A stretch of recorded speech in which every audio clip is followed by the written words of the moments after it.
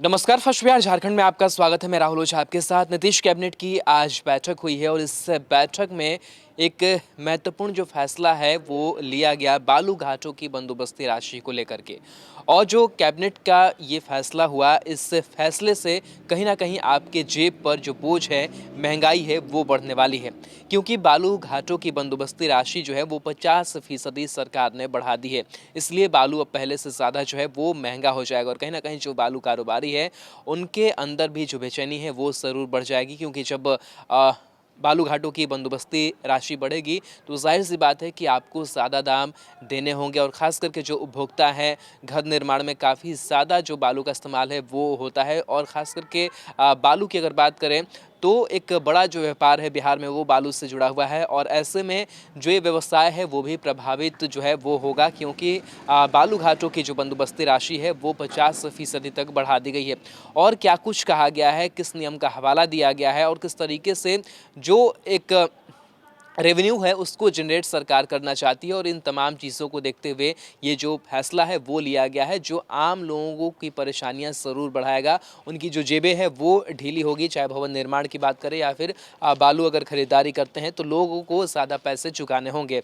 आज हुई नीतीश कैबिनेट की बैठक में सरकार ने बालू बंदोबस्तधारियों की बंदोबस्ती अवधि को 31 मार्च 2021 तक के विस्तार दिया है। लेकिन कैलेंडर वर्ष 2020 के बाद बंदोबस्ती की राशि में 50% का इजाफा भी किया गया है। अब 1 जनवरी 2021 से बंदोबस्ती की राशि 50% महंगी होगी और इसका सीधा असर उपभोक्ताओं पर पड़ने वाला है।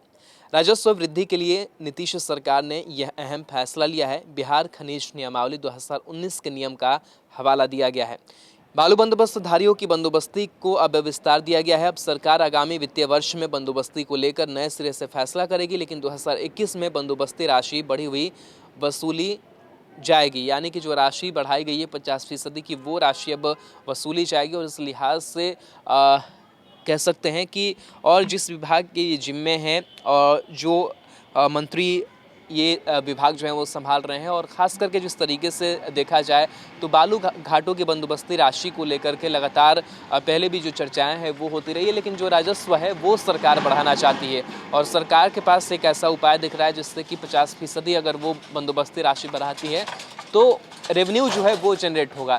लेकिन इसका जो असर है वो बालू के दाम पर पड़ेगा। यानी कि बालू के दामों में जो वृद्धि है वो और हो जाएगी और इसका सीधा असर जो उपभोक्ता हैं और ख़ास करके बालू व्यवसाय की अगर बात करें तो बालू माफिया चाहे इससे जुड़े हों या फिर जो बालू का कारोबार जुड़ा हुआ है, ये काफ़ी कह सकते हैं कि इसमें पैसे जो हैं वो खर्च होते हैं। जिस तरीके से टेंडर निकाले जाते हैं और तमाम जो चीज़ें हैं, प्रक्रियाएं हैं वो होती है। तो खास करके बालू व्यवसाय को लेकर के कई जो नियमावलियां हैं वो बिहार सरकार की तरफ से आती रही और इन नियमावलियों को लेकर के लगातार इस व्यवसाय में जो उतार चढ़ाव है वो भी देखने को मिलता रहा।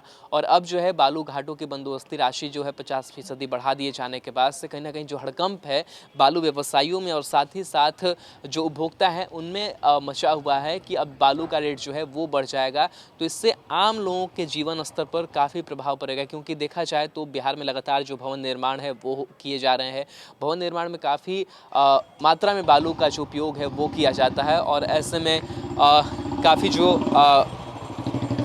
भवन निर्माण से जुड़े हुए लोग हैं, चाहे वो व्यवसायी हो चाहे वो आम लोग हैं, तो सीधा असर जो है इस फैसले का वो लोगों पर पड़ने जा रहा है।